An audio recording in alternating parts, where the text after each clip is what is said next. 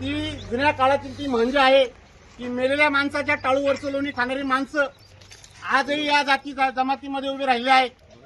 Doctor Babasaheb आंबेडकरांचं Bhima कोरेगावचं स्मारक असेल, तिथं देखील काही लोकांनी अतिक्रमण केलेलं आहे.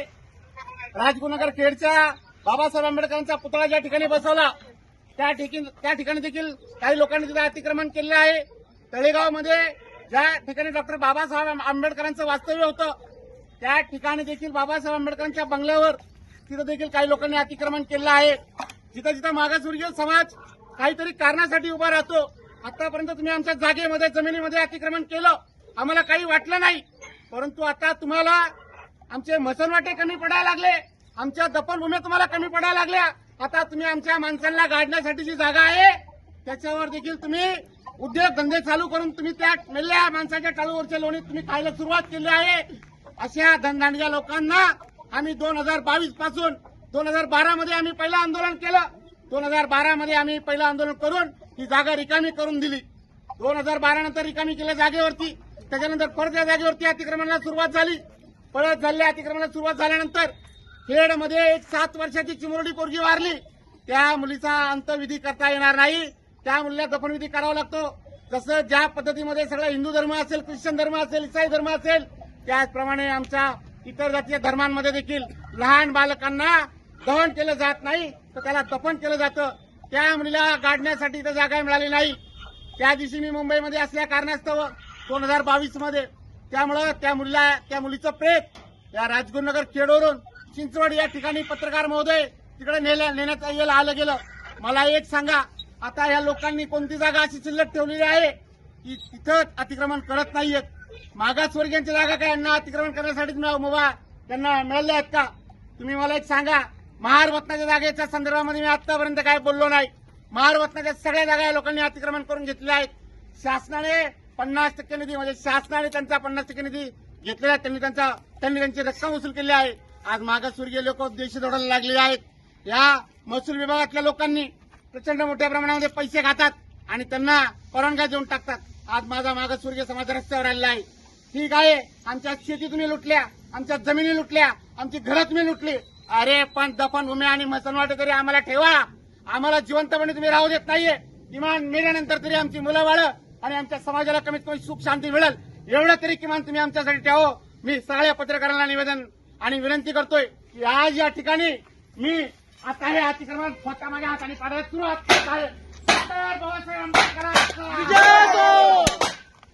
मी पोलीस प्रशासन असेल, महसूल विभाग असेल, या राज्याचे माननीय मुख्यमंत्री देवेंद्रजी फडणवीस साहेब असतील, या देशाचे गृहमंत्री असतील, या देशाचे या राज्याचे उपमुख्यमंत्री असतील, आम्ही 2022 पासून या जागेचा पाठपुरावा करतोय. परंतु शासनाने आम्हाला कोणत्याही गोष्टीची आम्हाला दाद दिली नाही. त्यामुळं भीमशक्ती संघटनेला रस्त्यावर उतरून लोकशाही मार्गाने आम्हाला जे आमच्या हक्क आणि अधिकार आहे आम्हाला प्रशासनाकडून मिळत नाही. त्यामुळे आम्हाला न्यायालयात असतं आम्हाला आमचे हक्क आणि अधिकार आम्हाला आमच्या स्वतःच्या कार्यकर्त्यांच्या माध्यमातून मिळवावे लागले. ही दुर्दैवाची गोष्ट आहे. येणाऱ्या पुढच्या काळामध्ये जर का आम्हाला आमचे हक्क आणि अधिकार जर मिळाले नाही तर नाईलाज असतो लोकशाही आम्हाला हातात घ्यावी लागेल. आम्हाला या सगळ्या गोष्टी मान्य आहे. हा देश संविधानाच्या तत्वानुसार चालतो, संविधानावरती चालणारा हा देश आहे. आम्ही देखील डॉक्टर बाबासाहेब आंबेडकरांचे अनुयायी आहेत. परंतु जर डॉक्टर बाबासाहेब आंबेडकरांचा अनुयायी जर मरत असेल आणि त्याच्या जर मरणाची जी जागा जिथे गाडण्याची जागा असेल ही जर बाकीचे लोक जर दडपत असतील किंवा जर लुबाडत असतील तर ती जागा आम्हाला आमची मिळवण्यासाठी आम्हाला या जागेवरती ना बंगले बांधायचेत ना घरं बांधायचेत ना ह्या भडव्या भाडखावांसारखे आम्हाला दुकानदारी करून ह्या भाडखावांनी जशी हे दुकानं भाड्याने दिली आहेत अशी आम्हाला भाडखावगिरी करायची नाही. ही समाजाची जागा आहे, ही समाजासाठी मिळाली पाहिजे. सगळ्याच लोकांनी जर दुर्लक्ष केलं तर मग समाजाने न्याय मागायचा कोणाकडे? शासन न्याय देत नाही, प्रशासन न्याय देत नाही, पोलिस न्याय देत नाही, महसूल विभाग न्याय देत नाही, महाराष्ट्राचे मुख्यमंत्री न्याय देत नाही, महाराष्ट्राचं गृह खातं आम्हाला न्याय देत नाही. अरे न्याय मागायला लोकांनी जायचं कुठं? तर न्याय मागायला लोक जर आमच्याकडे येत असतील आणि आम्हाला जर वाटत असेल की या ठिकाणी ज्या ठिकाणी अन्याय आणि अत्याचार होतोय त्या ठिकाणी भीमशक्ती संघटना लोकांना न्याय देण्यासाठी रस्त्यावर उतरल्याशिवाय राहणार नाही. आणि आजपर्यंत आम्ही तथागत भगवान गौतम बुद्धांच्या शांतीच्या मार्गाने चाललो आणि बाबासाहेब आंबेडकरांनी दिलेलं संविधान त्या क्रांतीच्या मार्गाने चाललो. परंतु आता जर तुम्ही आमच्या जर उरापोटावर जर नाचायला जर प्रयत्न करत असाल तर तुम्ही बाकी याद राखा, आज ही बाबासाहेब आंबेडकरांची प्रतिमा मी या ठिकाणी लावतोय. जर या बाबासाहेब आंबेडकरांच्या प्रतिमेला जर काही धक्का लागला तर महाराष्ट्राच्या कानाकोपऱ्यात जाळपोळ झाल्याशिवाय राहणार नाही. आणि जर उद्या जर समजा जातीयवादाच्या माध्यमातून जर इथं जर जातीय दंगली जर घडल्या या जागा ज्या माणसाने या जागेवरती अतिक्रमण केलं आहे, या जागेचा मालक जो असेल या सगळ्या गोष्टी जबाबदारी सर्वोच्च जबाबदारी या जागा मालकावर राहील. त्यामुळे पोलीस प्रशासनाने आणि महसूल प्रशासनाने आणि गृह विभागाने या गोष्टीची गांभीर्याने दखल घ्यावी. आणि आज आम्ही या ठिकाणी बाबासाहेब आंबेडकरांची प्रतिमा इथे उभी करत आहोत.